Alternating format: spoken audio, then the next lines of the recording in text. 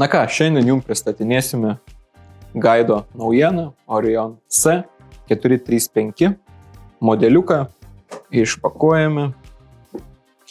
Turim įvairias instrukcijas ir patį prietaisėlį. Pirmas įspūdis, kad jisai labai mažas ir labai lengvas. Mano nuomonė, čia yra didelis privalumas priedėlių rinkoje. Toliau turime 2 baterijas, pakrovimo stotelę, laidą ir dėkliuką. Tai štai toks mažylis, kuris sveria viso labo 285 gramus ir tikrai tilps bet kur. Į kišenę, į batą, į kuprinę, kur tik norit, ten galite jį laikyti, nes tikrai savo dydžiu jis yra lyderis. Tačiau, kadangi šis aparatas turi Apex Vision funkciją ir 400 pikselių matricą, jisai rodo tikrai labai įspūdingai. Valdymas be proto paprastas, viso labo 4 mygtukai. Meniu mygtukas, rodiklytė į dešinę, rodiklytė į kairę arba į priekį atgal ir įjungimo mygtukas.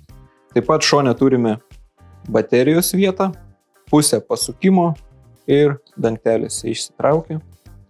Įdedame štai tokią mažą bateriją. Testavome baterijos veikimo laiką.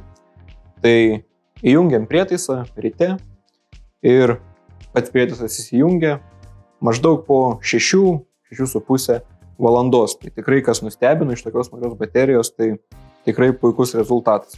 Toliau turime fokusavimo ratuką, kadangi pagal atstumą visą laiką reikia fokusuoti lęšį, kad matytumėte ryškiausią vaizdą. Šį priedėlį rekomenduoju tiem, kurie nenori per daug apsikrauti, kuriems nereikalingos tokios funkcijos kaip filmavimas. Šis prietaisas yra skirtas atlikti šūvį ir viskas. Visos funkcijos yra antiek paprastos. Su rodiklyte į dešinę arba į jūs galite keisti vaizdo apdorojimo režimus, kad būtų ryškiausias vaizdas.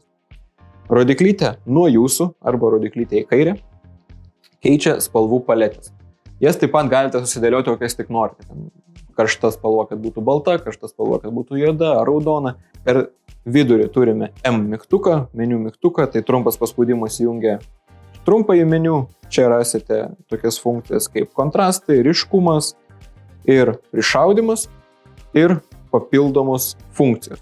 Tai reiškia, kad paspaudus papildomas funkcijas jūs įeinate į didįjį meniu ir ten jau pasistudijuoti kitas funkcijas. O jeigu norite išeiti iš meniu, reikia palaikyti tą patį meniu mygtuką. Tai iš pirmo žvilgsnio atrodo, ko galima tikėtis iš tokio mažo, paprasto, nedidelio priedėlio, bet jisai rodo tikrai įspūdingai.